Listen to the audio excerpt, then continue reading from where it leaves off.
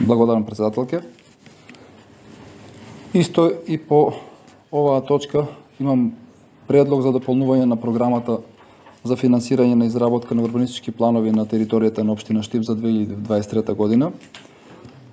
По точката 3.1 програмски задачи финансирани од буџетот на општина Штип, под точка 2 урбанистички план за село или под точка 5 детални урбанистички планови, предлагам да се додаде и село или како се толкува населба Стар Кароарман, бидејќи оваа приградска населба или село во општина Штип нема детален урбанистички план.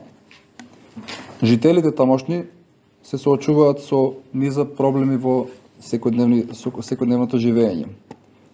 Само една од работите кои тукашните жители не можат да си ја допуштат е неможноста да си го откупат своето дворно место од куќите каде што живеат, а и тие се даночни обврзници, уредно плаќаат данок како жители на општина Штип. Истото тоа важи и за населбата Железничка, каде што и така не постои ДУП за да можат граѓаните да си го откупат своето дворно место.